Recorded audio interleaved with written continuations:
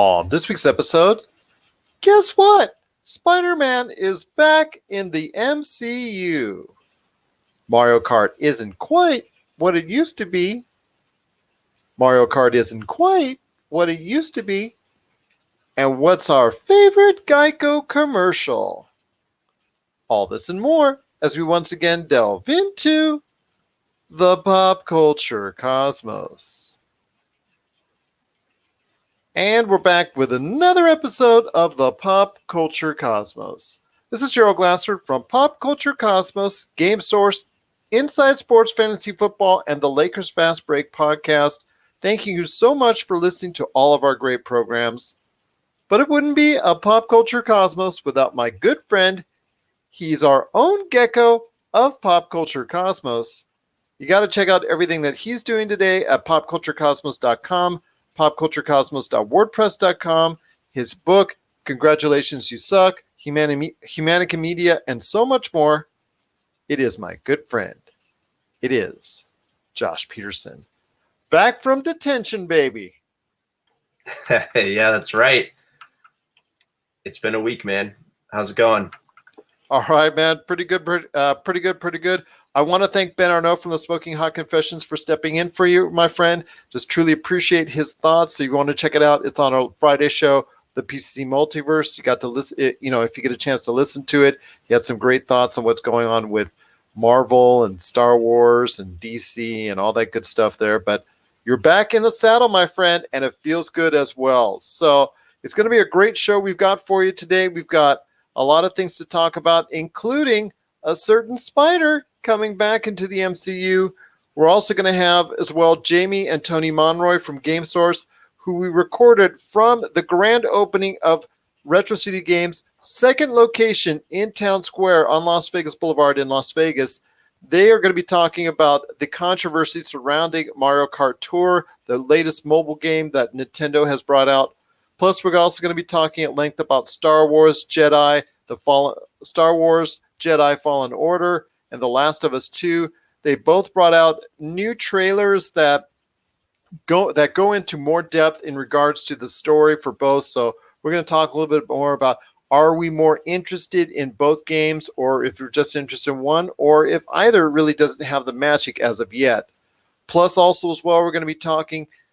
Plus, we're back on the countdown of the top 200 video games of all time. This time, we're going to be counting down number 81 to number 90 on this week's show. Plus, also, last but not least, we're also going to be on the back end of the show talking about our favorite Geico commercials, because I came across an article this week talking about what the fans out there of these Geico commercials thought was their most favorite Geico commercials. So we thought we'd chime in with our own favorite Geico commercials as well. But it all starts off with the latest news, my friend, and that's Spider-Man. That was a long time. I'll tell you what, Spider-Man is looking a lot better these days because Sony and, the powers that be at Sony and Disney and Marvel all came back together. I think what happened was news reports are saying that the reason for the split in the first place, obviously, was because of money and cuts and shares and things like that, was based on a higher top executive level for both Sony and Disney and Marvel, and they just couldn't come to agreement. Well, it looks like that some of the producers for both Sony and Marvel have gotten together and were able to go ahead and supersede this situation and go ahead and bring a new agreement. And as of right now, it looks like Marvel is going to be, helping to produce the next Spider-Man movie when it comes out in 2 years.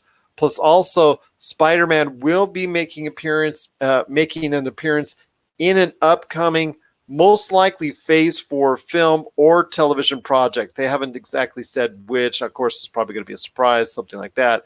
But the most important thing is now the door is back open once again for Spider-Man in the MCU, and it has been alluded to that there could be more agreements for Spider-Man going back and forth in the near future after that as well. So I want to hear your thoughts, man, with Spider-Man coming back into the MCU. I mean, a lot of people, even we speculated that at some point in time this would have to happen, but I'm wondering why it happened so soon. Well, it sounds like Marvel had plans for Spider-Man going down the line that they were waiting to make an announcement about, and then their deal didn't go through. I guarantee you, you go into a meeting room with Marvel, Disney, they're 100% confident that they're going to get what they want, and Sony actually told them no, which is good because it's like telling a spoiled little kid, you don't always get your way. So I think what happened was they had to sit back and they were waiting for Sony to say, okay, well, we'll take the deal, but they never did. So it sounds like they had to come to a different agreement. And while I'm glad Spider-Man's back in the MCU, this agreement feels very limited because it's for one more Spider-Man film and one more Spider-Man Avengers appearance. So what does that mean during that limbo between Spider-Man and Avengers? Are we still going to be able to see Spider-Man cross paths with Venom? Like, I was kind of getting excited for that, that possibility. So I think you will. I don't think that there's a doubt that at some point in time, either in the next Venom movie, you're going to see something with Spider-Man, or in the next Spider-Man movie, you're going to be something with Venom. I just have not had any confirmation as yet if Venom is going to be appearing in the MCU. And right now, I think people would have to say, I think you'd have to say that Venom is still off the table for the MCU. But I know at least sometime in Phase 4, we will probably most likely be seeing Spider-Man again. I hope so. I'm not really okay with what I know Sony wants to develop their own Spider-Verse, but do you see that article about them making a Madam Web movie? I don't think her character is nothing without Spider-Man, though. Like, you can't have a Madam Web film. It's not interesting. She's not an interesting enough character without Spider-Man. What makes her interesting is her interactions with Spider-Man and having him, discover all these things that she's capable of doing without. But without him, it's what is it? It's not something that I would really be interested in. So I would like to see Spider-Man kind of waltz around the Sony Spideyverse a little bit. Well, I'll tell you what. I'm going to tell you, my friend, I think there are very few properties in the Spider-Verse that can actually score a huge opening or score enough money to justify it being on the silver screen. I think something like Madam Web, Kraven the Hunter. I know we've talked about a lot of other spider, related individuals in the Spider-Verse that have been offered or are going to have their own projects of some kind. I don't think all of them should go to the big screen. I mean, I know Sony doesn't really have something outside of Crackle to go as far as the streaming service is concerned, but they could take a lot of these side characters, they could take a lot of these different stories in the Spider-Verse and put it onto a streaming or television platform and make those special in and of themselves, similar to what Marvel's doing with their stuff as far as Disney Plus is concerned. I think it's going to be very touchy if you're going to get Madam Web, and all the other names we've mentioned in the past that are kind of on the fringe, or a lot of regular consumers don't really know about. I mean, Marvel is about ready to push in Phase 4 a lot of individuals that we are not as a collective whole familiar with. So they're taking a big risk. And I don't see Sony being able to take that same big risk, because they did take one with Venom. Venom was not exactly 100%, a surety that they were going to go ahead and make money off that, but fortunately for them, they did, and they're making it a sequel too. I think that they need to reevaluate exactly how much they want to put onto the silver screen, because they don't seem to have the unlimited funds for their movies that Marvel and Disney do. And Marvel can afford a failure with Shang-Chi or the Eternals or any of the unfamiliar properties that they're putting on screen. They can afford that. In fact, they could afford the gamble that was the Guardians of the Galaxy. They could afford those type of gambles. I'm not sure Sony can. For me, I think the properties that should stay on the silver screen are Venom, Spider-Man, and the Sinister Six. I think those are three properties that can generate a lot of income financially for them on the big screen. Everything else should be relegated to a streaming format where they can go ahead and build their own audience and go from there. Yeah, I agree. You know, especially with Sony's history with the Spideyverse and how, you know, back during the Andrew Garfield films, you know, we discussed this before. They're talking about doing a Aunt May movie with Sally Fields and doing the there's Black Cat, Silver Sable. Maybe that would have been cool, but like there's just they have Uncle too Ben. many. You should have tried an Uncle Ben show. Right. Who knows? Maybe they had something like that planned, but they really produce anything and everything they can just because they loved the idea of all the money that it made. But that's not what it's about with Spider-Man. You need to put the characters on the big screen that are interesting and can really hold the franchise. Like I think Venom can hold the franchise because he's got his several comic books of his own outside of Spider-Man. You know, there's Agent Venom, there's the time that Venom led the Dark Avengers. There's all that good stuff to play around with. But with some of these smaller properties like Morbius, I don't why are we getting a Morbius film? And I think this is why it took so long for Marvel and Sony to play ball with each other, just because Sony's out there messing everything up. So there are a few characters that should stay on the silver screen, but all those other things, they should go to a streaming platform. I want to know more about what went on in this deal, and I'm sure as the next few days unfold, we'll find out exactly what was in the contract or what's in the deal, what we can expect. But I'm happy to see Spider-Man back where he belongs. I would love to see him with Venom, and Carnage would be the ultimate goal there. So that's my piece on that. Let me ask you a quick question. Since you are our resident Spider-Man expert, what if I was what if we were running Sony and I came to you with the idea of let's go with those three properties on the screen, the Venom, Spider-Man, and the Sinister Six. And but in order to lead up to the Sinister Six, you have these stories that you would go ahead and put on a streaming platform, even let's say Disney Plus or Crackle or Netflix or whatever. And you'd go ahead and you put all the stories of the other individuals involved with the Sinister Six and build that up from there. I think that would be a great way to go ahead and finally come to, and the Sinister Six would be the ultimate ultimate setup for that, as far as after all these shows would come out. So that's my opinion. I mean, what are your thoughts on that? I mean, it's just something, like I said, that there's not enough well-known properties in the Spider-Verse in order to go ahead and carry a movie to financial success, in my opinion. No, I agree with you. And the thing with the Sinister Six, like I love the idea. I love that it would be cool to have like a series, a small series that kind of showed the origin of some of those bad guys. But we have to remember that with the Sinister Six, they only become the Sinister Six because they're trying to kill Spider-Man. Like that is their goal in life. So it'd be hard to have a Sinister Six film without Spider-Man. So that would, and that goes back to what I was saying. Like I would love to see Spider-Man swinging around the Sonyverse as well as the MCU, because he hasn't truly crossed over cinematic universes because he's never been in a Sony film. We've gotten the old iterations. We got Andrew Garfield, we have Into the Spider-Verse, we had Tobey Maguire's, but Tom Holland as of yet has not been in an official Sony Spider-Man film. So I'd love to see him be able to do that as well as continue on. What are Far From Home and what are those are MCU films.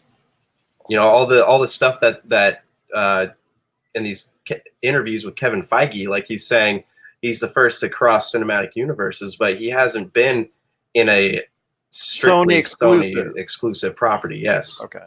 That's okay. I just wanted you to clarify that. No worries. Now that I'm catching up with you on that, I agree with you. Yeah, there's been no sign of Spidey yet, but I have a feeling come Venom 2, the one that's being directed right now by Andy Serkis, I think that's going to be something that is going to happen either somewhere in the movie or an after credits scene. I think you're going to probably see something align and coalesce with Spider-Man, with Tom Holland's Spider-Man in some form or fashion. So getting back to the last thing I want to talk about when it comes to Spider-Man back into the MCU. So now he's in the MCU right now. And let's say you do have Marvel producing the next Spider-Man. And pretty much that's already been set up because he's on the run. His identity has been already outed. He's the fake video by Mysterio anybody who has already seen the end credits for Spider-Man Far From Home, I mean, the spoilers, it's already out there. I want to ask you this. When it comes to where Spider-Man can fit into Phase 4, you already know about all the projects coming to Phase 4. Where can Spider-Man fit into Phase 4? I'm not counting an Avengers in Phase 5 or anything like that. I'm saying, can he be a fit somewhere in Phase 4? Because I said already on previous episodes that he wasn't exactly needed at this point in time because you're trying to develop other characters. But seeing that's the case, and he can be in one of the projects now that they're upcoming, that they're coming out with, what could possibly Spider-Man be a fit with in Phase 4 of the MCU? You know, it's interesting you asked that because I was actually thinking about that.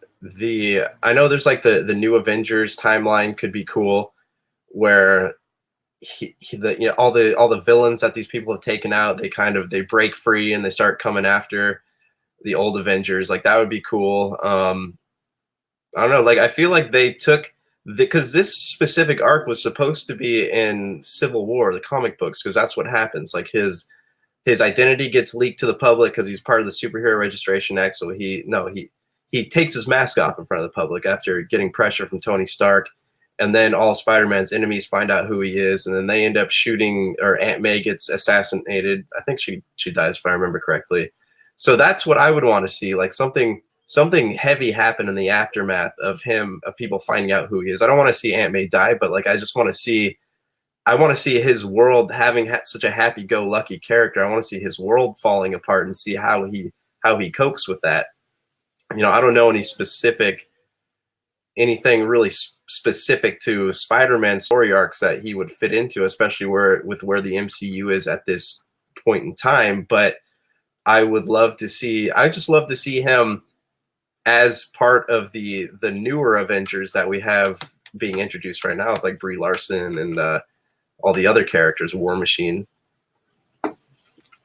I don't think Marissa Tomei wants to exactly die or have her character killed off either. So I think she would agree with you on that. But I will say that possibly a good fit out of anything in Phase 4 could be Doctor Strange and the Multiverse of Madness. Reason why I say that, New York based, so they're right around each other. Scarlet Witch is going to be involved, I think, and always the talk of Spider-Man going into these different types of realms, these different types of multiverses, and he's already talked about it in Far From Home already. So I think that if there's anything in Phase 4 that he might be a fit for, it could be Doctor Strange and the Multiverse of Madness. But we'll wait and see what Marvel and what Disney and what Sony have as far as in the order of plans for Spider-Man, because now officially, after a not so long hiatus, he's back into the Marvel Cinematic Universe once again. And I know all the Marvel fans and I know all the superhero fans out there are truly enjoying it indeed. What are your thoughts out there on Spider-Man returning to the Marvel Cinematic Universe for at least one more shot, if not more? Please share us your thoughts, popculturecosmos@yahoo.com. Well, my friend, in the past week, we've actually seen a couple, extensive looks at some games that are coming out here in the not too distant future. I want to hear your thoughts on both Star Wars Jedi Fallen Order and also The Last of Us 2. The Last of Us 2 was shown off at the State of Play by PlayStation earlier last week, and then Star Wars Jedi Fallen Order, EA brought out a story trailer for that. So as we get closer to both of those releases this fall for Jedi Fallen Order and in February 21st, 2020 of The Last of Us 2, what are your thoughts if you've taken a look of both those games?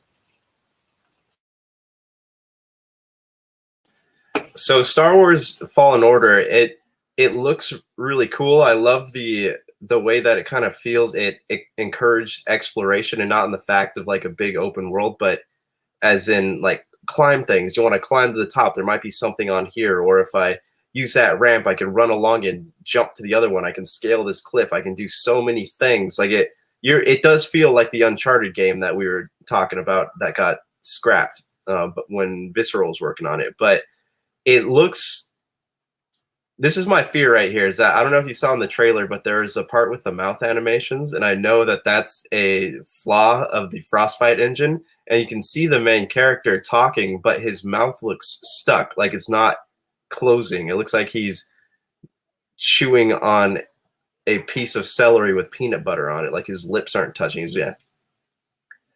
So that's that's one way to describe it. that was kind of my fear. That stuck out to me when I was watching the trailer. I had to scroll back and watch it again. So that would be my one fear with the facial animations. That's something that the Frostbite engine sucks at doing facial animations, as we know with Mass Effect. And you look at any games by EA that have been made using that engine, and they all have terrible facial animations. So I don't know why they don't just go and get a new engine or something, or fix that flaw, because clearly they've noticed it. Even you look at the other characters in the trailer who are hanging out with this guy, their mouths don't close either. So that's the one thing that is really concerning me about this game, but everything else looks really cool. The combat looks very fluid. I love how it's tied in. It becomes canon. It looks like it actually has a great story, which is something we haven't gotten since the Starfire? What's that? No, Force Unleashed. That's what I'm thinking about. We haven't had a good story in a Star Wars game since Force Unleashed, and this looks more cinematic than any Star Wars game I've ever seen. So that sounds really cool. Soundtrack is important to me. I would hope it has a classic Star Wars soundtrack, but with other things mixed in there that are good. And also, I haven't seen. We got to see a lot of the lightsaber fights, and it does have, like I was telling you, has a slight Devil May Cry 4 feel to, or Devil May Cry feel to it. My hope would be that it's not as clunky as some of the early Devil May Cry games. I would hope that it plays as fluid as it looks on the screen. Do you want to talk about Star Wars before I go on to Last of Us? Do you have any thoughts? Yeah, absolutely. Well, okay. I agree with you wholeheartedly on the actual look and animation, especially with Cal Kestis, who is the hero of this game. In fact, I'm not exactly liking the actual design of Cal Kestis himself. I think I would have probably gone into a different direction. I think he looks, I don't know, does he look a little bit Anakin Skywalker-ish to you? I don't know. It's to me, it's just not getting the vibe of someone that looks like a Jedi who is, to be feared after Order 66. Just does not look like, he would bring the amount of fear from, it just does not look like he's very imposing. It's those facial animations, man. Yeah, I know. It's just facial animations. It's just not there. I just not jiving with him 100%. I just feel like he should be going back to high school or something. It just really doesn't jive well with me right now. Maybe I could get more into Cal's character as we get closer to the release date. But you're right. It is. I think with EA, I think they've had so much flack over the past 3-4 years with the Battlefront series that they brought out and the lackluster stories that they brought out with it. I think they finally are going back to something a little bit more traditional. Maybe they're also just taking a page out of J.J. Abrams, who decided to play it safe with 2015's Star Wars: The Force Awakens by doing something similar, just basic light versus dark. The minion of Darth Vader, who is the second sister, going after Cal, the hero, one of the former Padawans who survived the deadly Order 66,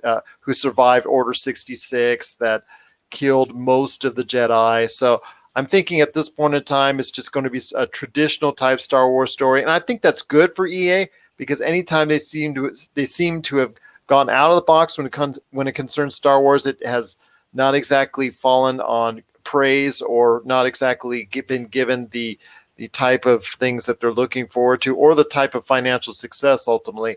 And again, I'm still actually stunned that they're doing just a single player narrative campaign.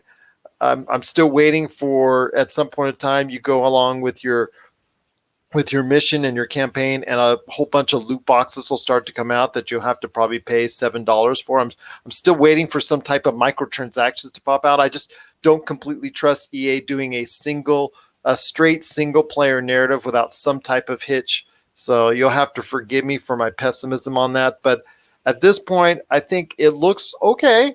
Again, it's just the main character deal. If I'm able to go ahead and get around that, I'm maybe leaning more into, looking into it even further because of the fact that it has a little bit of a Devil May Cry Uncharted feel. Although I know, again, as I've said before, Amy Hennig is probably going somewhere and saying, you know what, I could have done that a little bit better. Well, it's always hard to see your creations being taken over by someone else. Like, I know for people who write books and people who make films, it would be especially hard. But with a video game, you're pouring a lot more than your passion into it. You're pouring a whole lot of time, big chunk of your life. So I imagine she's sitting back, looking at this, wondering what she's probably going to try to pick out what was taken from her game. And the interviews are probably going to be interesting once this game comes out and it's out in the air and people can kind of see it. But yeah, I can only imagine she's sitting back like disappointed she didn't get to finish it. And it sounded like her game was really cool. It's interesting when the airplane is going overhead, it totally sucks up all the sound from your mic.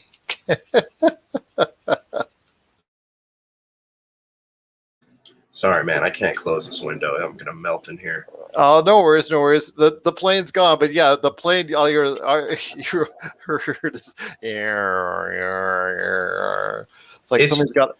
It's weird because you hear more noise through something about your headphones. Like you hear more noise through your headphones than I hear coming out of this mixer. I guess, but man, you got to tell those crop dusters to go ahead and dust their crops somewhere else. Need I digress on that? But yeah, it's Star Wars Jedi Fallen Order coming this fall. Looking forward to it as it gets closer and closer to the release date, and we'll update a little bit more on that as the weeks continue and more stuff comes out for it. It's looking okay. We have some minor issues and quibbles with it, but overall it's going to be hopefully what we perceive as a traditional Star Wars storyline, which I think would be a safe move for Electronic Arts. And please don't throw any loot boxes or transactions. Don't mess it up. Try and go ahead and prove that you can make a quality Star Wars game. That would be greatly appreciated. But the other game this week I want to talk to you about that released an extensive amount of footage for the press and also a release date trailer, which announced February 21 of 2020 as its release date, was The Last of Us 2. This game by Naughty Dog, I'm telling you what, speaking of Uncharted, it's looking really good, man. Ellie, it just the whole game, her mission, the things that she's doing now, the weapons that she's utilizing, the way she's crafting weapons, the techniques and stealth that she's using as she blends into grass or as she sneaks up on individuals or as she picks up something random like a bottle and throws it at someone to go ahead and maybe throw off the rhythm before she goes ahead and attacks, or how the AI is being perceived as being even smarter. They're calling out names, so you're actually having a type of identity. So it's not just henchman 1 to henchman 2. You're hearing that, oh, you just killed my wife, or hey, you just killed my friend, and let's get that individual. As far as Ellie is concerned. So I'm here. Let me ask you this, my friend. This looks like a classic tale of revenge, from what I've seen so far, as far as as when it comes to the story trailer. So I want to hear your thoughts. This still looks like a very, very engrossing game, an engrossing style. And The Last of Us 2 looks like it's going to be, at this point in time, something that is very capable of not only not only matching up, but exceeding its predecessor. Yeah, I feel like in the trailer they kind of spoiled a lot because they're not showing what happened to the girl, but they really focused on that relationship during the E3 trailer, and that's what a lot of people have been thinking about. And they show in the trailer, the newest one, that you see what appears to be death, right? You hear the screen goes black, and I feel like she wouldn't have reacted that way had the girl not been killed. So that's kind of a huge spoiler thing. A tale. I don't think The Last of Us, well, it's a great game and it's an interesting franchise. I trust Naughty Dog to finish it off well. I feel like a revenge tale is kind of a cheap way to wrap up that story, if that makes sense. Well, I agree. I don't know if I agree with you on that. I think that maybe for The Last of Us 3, they'll do something maybe a little bit more involved or complicated, or I guess maybe more involving the world around them, or maybe the actual virus or disease itself that caused the mutations that got the environment the way it is. I think this is more of a personal story, and they do want to go ahead and delve into Ellie's psyche and Ellie's detail a little bit more, but maybe we'll expand beyond that, because from what they're advertising, what the press saw in about 2-3 hours of the game is just a fraction of the entire game as a whole. So maybe they'll go ahead and delve more into detail. But The Last of Us, why it connected a lot with audiences was not only the relationships that were built within the first game, but also the surrounding elements of it. And that, yeah, it was kind of like a zombie story, but it's not kind of like a zombie story.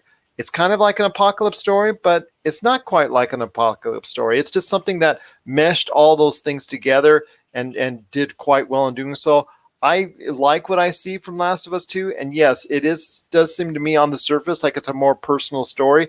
But for Last of Us 2, if you have plans for a Last of Us going forward, maybe this is a good story to tell at this point in time. Yeah, I don't know, man. Like I feel like revenge tales are kind of outplayed. Yeah, I would like to see maybe there's a cure, and I know there's a big group of people that she's going up against.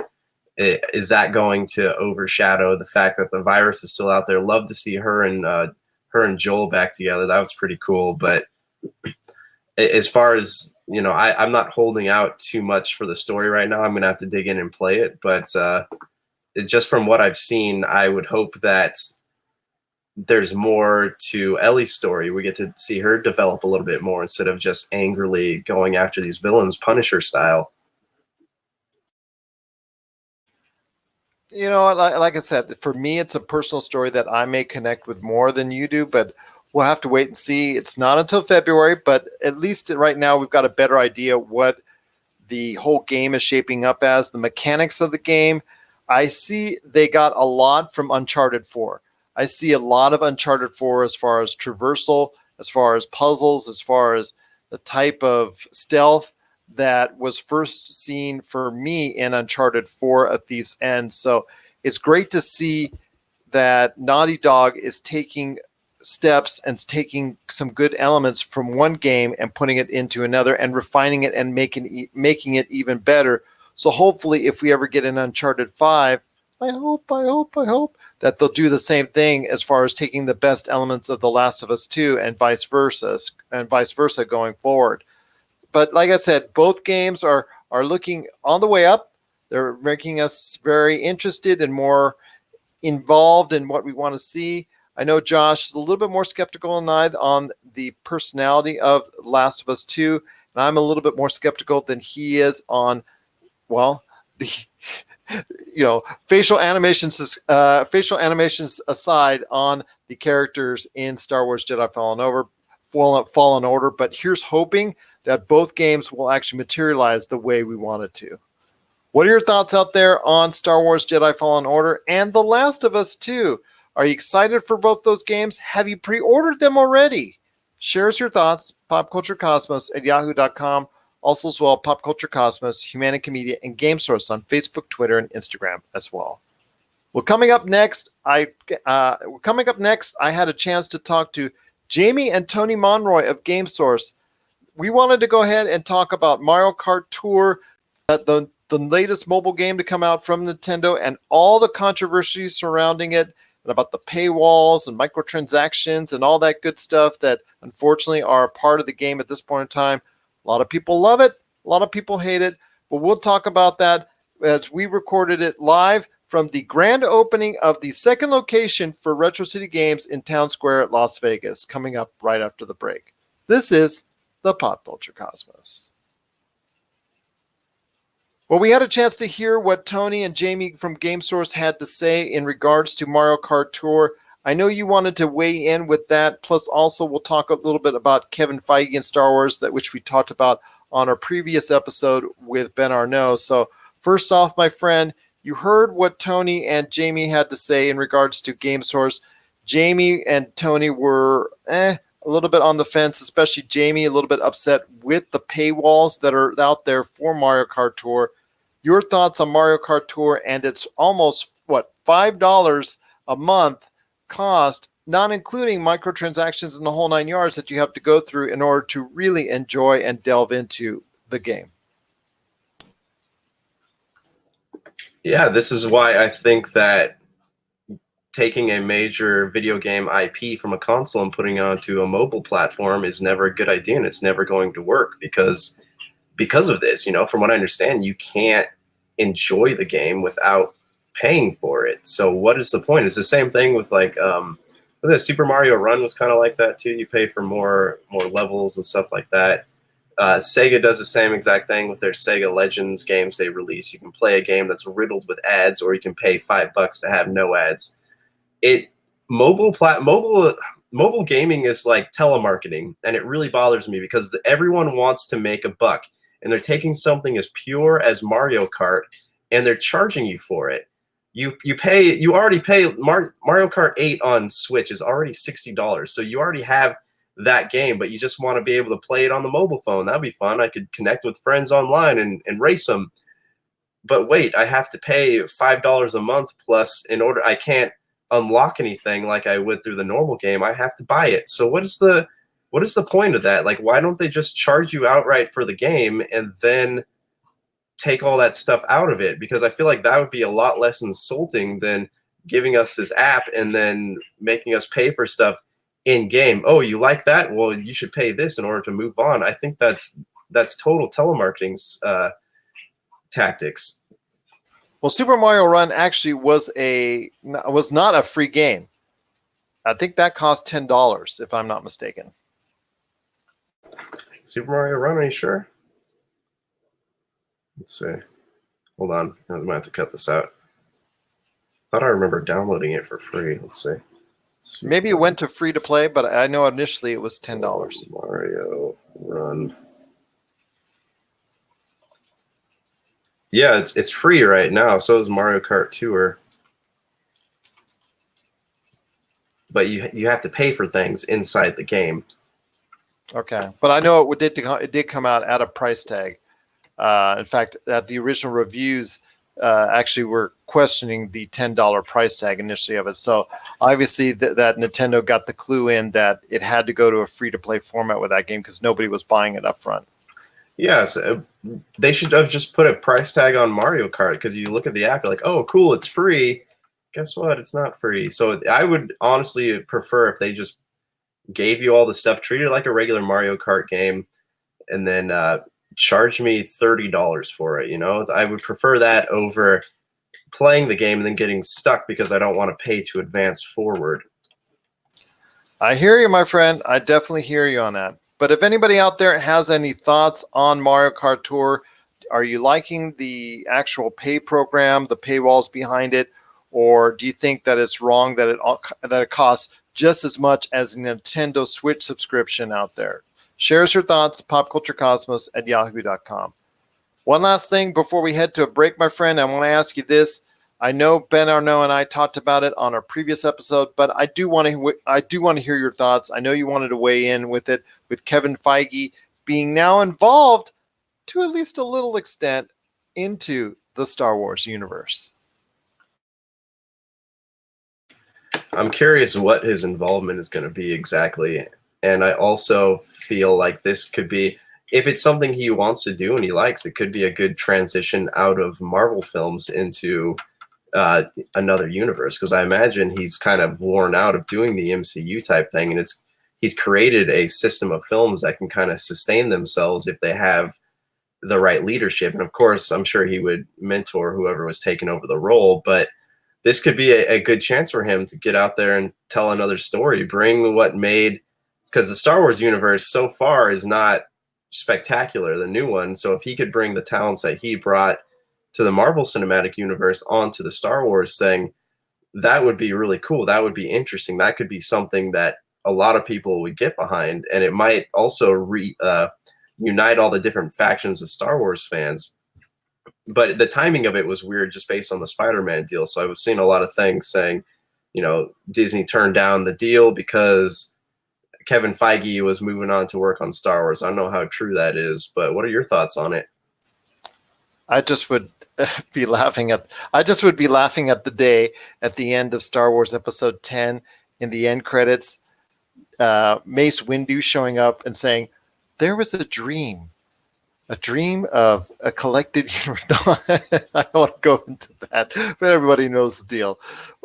As far as Kevin Feige, as far as Star Wars is concerned, I know it's for just at least one movie now, but you're right. Once he gets, I know he's a Star Wars geek. I know he's a Star Wars fanatic.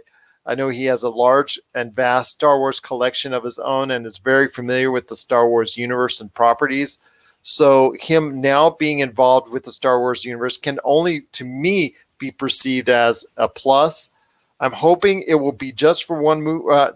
I'm hoping it will be for more than one movie, and that he'll actually go and get involved more. But I know Kathleen Kennedy is there as well, who has brought the whole Lucasfilm entity back to life after the purchase by Disney of Lucasfilm from George Lucas. I'm not sure that she's done the most outstanding of jobs. It's debatable. I know some people say yes. Some people definitely say no. I know that, again, as we've talked about with Ben Arnault, and you and I have talked about as well, we've got Rian Johnson making his own films. We've got the Game of Thrones writers making their own films. I mean, we've got all this going on. Who is going to be able to marry all this up into one cohesive platform? I'm hoping it will be something. I hope it will be Kevin Feige at some point in time is going to take the reins over on that. I'm hoping it will be just more than producing one film, because for me and for him and also the fans out there, I think once you get a taste of Star Wars, it's just for him, it's going to be something that he wants to get more into. And you're right. I eventually see a day where there possibly could be something of him going over and becoming the master of the Star Wars universe and overseeing that and handing over the Marvel universe to somebody else. I'm hoping that that's the case, because the ship is right now with Marvel. The ship needs to become right with Star Wars, because there's all this uncertainty after Episode 9 that I'm kind of fearful of where it will go next. And I love the fact that Kevin Feige is now involved, at least to some extent, with the Star Wars universe. And I'm hoping for good things to come when it comes to Star Wars properties I will see down the road. Yeah, I mean, Star Wars can only go up from where it's at, as far as I'm concerned. So, yeah, I'm excited to see what's going to come of that. I'm not excited for Rian Johnson's films. I'm willing to give him another shot, but I hope that all the division that film created doesn't scare people from taking chances with it, but also has them keep a closer eye on what's being done and what's going into a Star Wars film and things like that. So we'll see. Star Wars has been very unpredictable as far as this latest version of it goes. So I'm not really wanting to predict anything. I just want to sit back and be surprised, love it, or hate it. And as you remember, when we've talked about Last Jedi a lot, but when I talked about it on social media, it had a lot of comments on there. So that's always good for controversy. Well, let me ask you this: when was the last truly great property in the Star Wars universe that you can remember? I'll be honest. I really liked the second prequel film, and as a kid, I remember enjoying Phantom Menace. But were you feeling well as a kid? Well, I was like 7. It was more Star Wars. I hadn't had the chance of experiencing it in theaters like my parents did, but I would say the last truly great Star Wars film was, in fact, Return of the Jedi. And I still remember even going to watch those when they were re-released in theaters after The Phantom Menace came out, and they were still just as good. It was just as exciting to sit there and look for all the new things added into it. So I think Star Wars hasn't been great since the episodes 3, 4, 5, and 6. I have a tendency to agree with you on that, because to me, these last 2 films have been okay. The prequel films, have been okay. Even Solo for me was okay. For me, at this point in time, fans are only going to accept okay for so much longer because the 90s prequels, despite all the money that they made, are not very well thought of in the Star Wars lore. I'm just going to say that right out there. I mean, when somebody tells you that they enjoyed or liked the prequels, that's almost like a surprise to the individuals out there. So we'll wait and see what Kevin Feige has in store for us within the Star Wars universe. I know he's very busy. In fact, Sony said he was busy, too busy at one point in time. But it looks like now that Spider-Man's coming back to the MCU for at least a little while, and that he's going to go ahead and be a part of the Star Wars universe, that Kevin Feige has still got it together and has still got things going forward for all these properties in a correct fashion. What are your thoughts out there? Again, let us know on Kevin Feige and Star Wars. Share us your thoughts, popculturecosmos@yahoo.com. Well, coming up next, right after the break, Josh and I are going to be talking about numbers 81 to 90 on our top 200 video games of all time, plus our thoughts on the best Geico commercials. We had to weigh in. I saw an article the other day, and we had to weigh in with our thoughts on the best Geico commercials coming up as we close out the show. This is the Pop Culture Cosmos. And we're back to close out the Pop Culture Cosmos. I'm here along with my good friend Josh Peterson. This is Gerald Glassford. If you need a listing of where we're at, because we're being played all around the world 7 days a week on radio stations worldwide, you can get a listing today at Pop Culture Cosmos on Facebook, where you'll also see a listing of many of our podcast options, because I know we're well over 30. I don't know how many, because there's seemingly one pops up every day. So we're on many of those podcast outlets, if not all of them. So check it out today for many of those listings at Pop Culture Cosmos on Facebook. My friend, you've got a great thing going on with Congratulations, You Suck. I know it's sold well over the past few weeks, but I want to hear more info on how you can get your awesome novel, Congratulations, You Suck. You can pick it up on Amazon.com, Barnes & Noble, Book Locker Inc., and there's some other books resellers that have it as well. I'm just blown away by all the positive feedback I've gotten from it. And if you've read it and you've reached out to me, thank you so much. I really want to get it out to more people, and that's not so much me wanting to make money off of it as much as it is me just wanting to see what it can do for other people. Because I've heard a lot of people saying, thanking me for talking about things I was terrified to talk about. So I'd love to get it out there to more people. So if you do me a favor and share the book, let people know about it, talk about it, put it on your social media pages, whatever, I would greatly appreciate it. But getting on the New York Times bestseller list and making a chunk of change won't be so bad either. And one step at a time. One step at a time. That is, again, Congratulations, You Suck. You can get it today at barnesandnoble.com, amazon.com, the Nook, the Kindle, or just stop by your local Barnes & Noble and ask for Josh Peterson's Congratulations, You Suck. Well, I want to thank, first off, before we head on out, I want to thank Jamie and Tony Monroy from GameSource for sharing their thoughts on Mario Kart Tour, the latest mobile game from Nintendo, from the second brand new location of Retro City Games in the middle of Town Square on Las Vegas Boulevard. If you're visiting Las Vegas or you're a local resident, check it out today for your latest pop culture collectibles. But before we head on out, we got to talk about our list of the top 200 video games of all time as determined by our followers of the Pop Culture Cosmos. Let's hit to 81 to 90. Back on the list. We couldn't make it last time with Ben Arnault, so I got a list for you now, my friend. Here we go. At number 90, it's the original Bomberman. Number 89 is Blood Rain 2. Number 88 is one I know you're going to talk about and enjoy. And have enjoyed, Assassin's Creed 2. Number 87 is the original Street Fighter. Number 86 is Snow Brothers. Number 85 is Shadow of the Colossus. Number 84 is Samurai Showdown. Number 83 is Red Dead Redemption. Number 82 is Shin Megami Tensei Persona 4 Golden. And number 81, ooh, that's a classic one as well, Ninja Gaiden Black. So this is a really good list to talk about. Before you share your thoughts, my friend, I want to mention that for Snow Brothers at number 86, if you didn't hear my video that I made on the grand opening of their location in Town Square, there's actually an encased copy.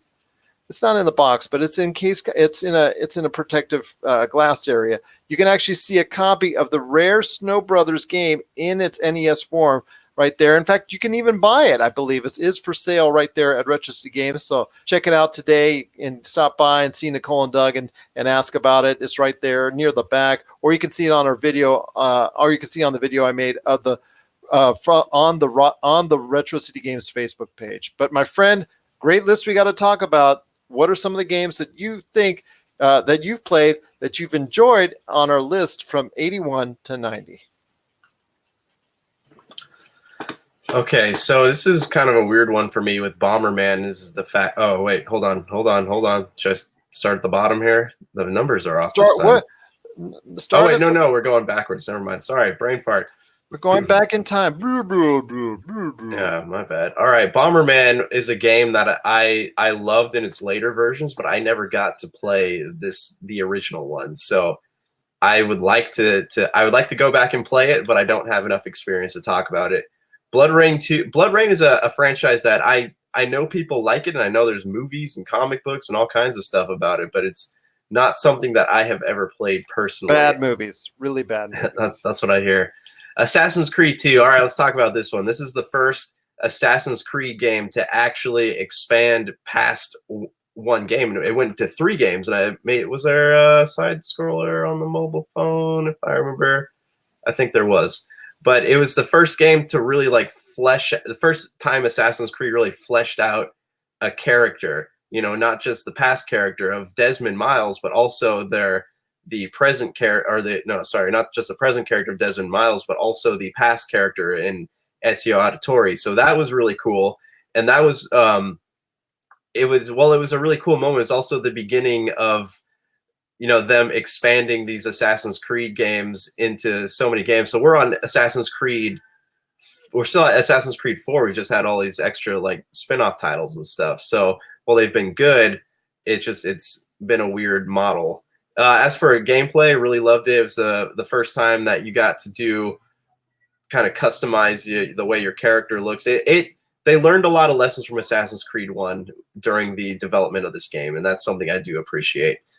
Street Fighter, every kid remembers playing this game. If you were born in the 90s, 80s, whatever it was, you probably have memories playing this game at Pizza Hut. But I enjoy it. I'm not good enough at fighting games to really comment on it. How dare you destroy my dreams from Pizza Hut? No, it was actually Straw Hat Pizza at that time. I'll have you know.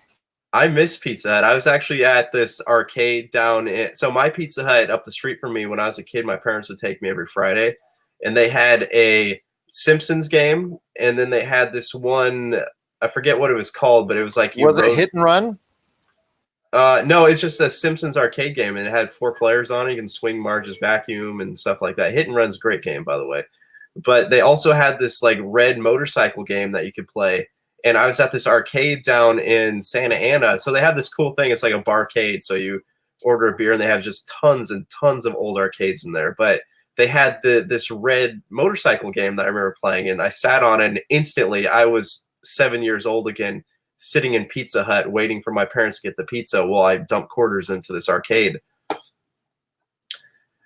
Moving on here, Shadow of the Colossus. This is actually an interesting game because I really love it. I've had some people, I've recommended it to students of mine, and they come back and tell me that they didn't get it. But what's interesting about this game is that there's nothing. It is hard to get. The game is a metaphor. You have this kid going around there, and he's taking out all these colossuses, but he doesn't understand why he's fighting them or what they did. And they're not really bad guys. It's just it's a very philosophical concept, and it's something that I see why it was popular way back when, but it's not something that could really survive in today's gaming market, which is why the remaster didn't really sell as many copies as they were hoping it would. Going on to here, Red Dead Redemption. That was a game that I played, but I got burnt out on really fast. Still haven't played Red Dead 2. It's just not my style game. Ninja Gaiden Black is the last one on this list that I have played. Love the game. Crazy hard though. I remember sitting here trying to fight these bosses, and I just could not. This was the first game that like I hated the fact that it didn't have an easy mode. It had one mode to play, and I know you unlock more after the game, but I love the franchise. But I got far enough into the game, probably about 6 hours in, and there was one boss I couldn't beat, so I never got to see how the game ended. What do you have on this list that you have fond memories of? Well, Straw Hat and Pizza Hut aside, I will say Street Fighter obviously is a great game that a lot of people enjoyed right off the bat. I know it got more popularized as newer editions or newer iterations in the series came out. It got even more popular. I know Street Fighter, when it came to consoles, I think that was probably a big step in the right direction. I think that's probably what popularized it even more. I know for Shadow of the Colossus, a lot of people enjoy that game. It's very deep for what it was at the time, very beautiful and stylistic. So my time with the game, I've just truly enjoyed the actual spectacle for what it was, for something that came out. And the revision and the revised version of it too, it just clearly shows the beauty of the design at that point in time when the game was originally made. Snow Brothers, again, if you want to check out what one of the original and most, I guess, harder and one of the harder to find games that's out and about for the NES, you want to check that out. That's at Retro City Games. That one, it has its charm, but more I think the charm is based off of its rarity now these days than anything else. I know Assassin's Creed 2 is considered by many to be the best in the Assassin's Creed franchise. I know it was a substantial leap, pun intended, that over its predecessor, because the predecessors, the first one sold pretty good, sold very well. That I think a lot of issues were within. A lot of people had complaints, and Assassin's Creed 2 fixed that up. Plus, the storyline I think was a little bit more compelling that a lot of people got drawn into. And I think if it weren't for the success of the Assassin's Creed 2, I think the series as a whole would not have evolved and probably would not have extended itself to where it was today if it weren't for Assassin's Creed 2, which again is considered by many to be one of the best, if not the best in the series. But yeah, this is a great list. Red Dead Redemption, I finished. I enjoyed my time with it, even if it's just doing some mini game stuff or it's just doing some, you're just watching cows overnight, or you're actually going ahead and getting involved with the entire world. I thought Red Dead Redemption was truly was a very good game and a very good experience. And Red Dead Redemption 2, I think it takes it even up to a higher notch. So I enjoyed my time in Red Dead Redemption. And last but not least, Ninja Gaiden Black. I think the way it was phrased within the context of how we worded it on our popculturecosmos.wordpress.com site is very clear, in that it is one of the most difficult and frustrating experiences to gamers, but also one of the most compelling and one of the most interesting games out there that a lot of people enjoyed from that series of time when it came out in early to mid 2000s, when Ninja Gaiden Black was really starting to evolve as a game, and the Ninja Gaiden series was really starting to evolve as a series. And I really think that Ninja Gaiden Black is the best in the Ninja Gaiden series. It is very challenging, but it's also provided a great bit of interest and intrigue to the Ninja Gaiden series as a whole. And I think it's something that a lot of people, if they want to go ahead and delve into the Ninja Gaiden series at all, I think Ninja Gaiden Black is probably where you want to go. That's our list right now, between 81 and 90 on our top 200 video games of all time. If you want to check out our entire list in full, check it out today on popculturecosmos.wordpress.com. You'll be glad you did, because it's our top 200 video games of all time. And whether it's a new game or whether it's a game from the past, you'll be able to read up on our thoughts on the top 200 video games as voted by our listeners and followers. Well, it's been a great episode. Once again, thanks to Tony, thanks to Jamie from Game Source for stopping by on the show. Always thank you to my friend. But before we head on out, we got to be talking some Geico commercials because, again, I came across an article talking about the best Geico commercials out there. So I've given you a chance, man, to think about it, to look into it, and I want to hear your thoughts before we head on out on the best Geico commercials from a company that's always tried to go ahead and think outside of the box when it comes to how they present their commercials. Yeah, I know I had said this before the show. I'd really love to do a count our favorites State Farm commercial. No, is it State? What is it? Farmers commercials. We are farmers. Yeah. So the Happy Hump Day commercial. Well, it's funny. It's kind of annoying because it reminds me too much of my nephew. But whoop, whoop. I would say my favorite is my top three here. So I love the caveman one. That's probably at number 3. I loved the reality show one, and that got an honorable mention, I see. But my favorite is Maxwell the pig. There's something about watching the that pig stand out the window going wee with the little spinners, and it just makes me laugh every time I see it. But what's in your top 3? Well, I'm going to give you my top 5. And my number 1 is not even on this list, and I'm very mad that it isn't even considered on this list, or I don't know if it was voted upon. Just like I said, I came across it just recently, so I don't even know if it was part of that vote. But for me, number 5 is the squirrels, where the squirrels are giving each other a high five after they caused an accident. Number 4 is Caveman Airport, and I really think that the Caveman is one of the most underrated commercial characters that have ever been created, because it is just they go under the radar, the caveman whole type of ideal as far as how effective they are in commercials. But Caveman Airport, where he sees another poster of a caveman in a caveman environment, and he gets really mad about it. I think that was a really good one. Number 3 is Hump Day. I like it. I like it a lot. It's got a lot of humor to it, and it's really kind of funny with the camel in the business office going, whoop, whoop, hump day, whoop, whoop. Number 2 is Spy. I really get a kick out of Spy, man. At that commercial with mom trying to call her son while there's a whole bunch of stuff, rats and stuff going on in the backyard or something, squirrels. I know there's pests in the backyard, but while he's trying to fight off evil henchmen at the top of a building with a helicopter involved. That one is really, really funny for reasons which, if you're an older individual and have a mom that always calls you, you can relate. I can relate to that. I can be doing like 2 or 3 different things. I could be recording a show with you, and mom will call on the phone and say, you know what, Gerald, this is what happened in my day and all that stuff. And you know what? You got to listen to it, because you got to have your love for your mom, got to have your respect for your mom.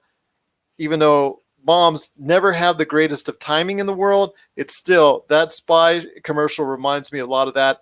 And number one, my friend, for me on the all-time favorite Geico commercials is He-Man. I'm telling you right now, with He-Man just right there, just starting to set it up like a normal episode, then all of a sudden Skeletor, and then to try to go ahead and, you can save 20%, that whole 9 yards, but it's the last line. I still want to get a t-shirt of this made at some point in time in my life of Skeletor looking, Skeletor is the hero of this commercial, and that's why I think it's so funny. But, when he goes out and he goes ahead and makes He-Man look a little bit silly, and the He-Man, I think also Tila or Man-at-Arms, they look a little silly in the commercial because he actually gets the one up on He-Man, and the Skeletor goes on out. The famous line that I love so much, "Catch you on the flip, suckers." I gotta get a t-shirt like that. That's just awesome. Just too funny indeed. Geico, or the properties of He-Man. In fact, I gotta talk to Rob McCallum, see what he can do to get that mass produced, because that was so funny of a commercial. That is our number one. That is our picks for the top Geico commercials. A staple now of pop culture with their creativity and all the great fun that they've had over the years with trying to go ahead and produce these commercials, and continue success to them in doing so. And no, we weren't sponsored by Geico, but they can always if they want to. My friend, it's been a great time. Any last thoughts on the way out? No, not that I can think of. We just put up a new Topicocalypse with Tony Monroy of Game Source. You can tune into that. It's up on the Topicocalypse feed, and I scheduled it to go out on the Pop Culture Cosmos feed tomorrow. So tune in. Wow, I didn't even know you had scheduled that. You guys are going behind my back. I love it. I love it. But you know what I say? I'm not going to be He-Man. I'm going to be Skeletor. And I'm going to say to everyone out there, we'll see you on the Friday show. Catch you on the flip, suckers. So for Josh... Oh. Wait, you got to do the laugh too. I don't know if that's a good laugh. Yeah. Catch you on the flip, suckers. So for Josh Peterson, this is Gerald Glassford. It's another beautiful day right here in the Pop Culture Cosmos. We thank you for listening. Catch you on the flip, suckers. And here's hoping you have yourself a great